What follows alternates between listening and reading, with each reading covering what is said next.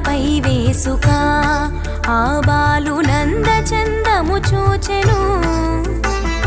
వసుదేవు పుత్రుడమ్మా ఈ బిడ్డ వైకుంఠవాసుడమ్మా,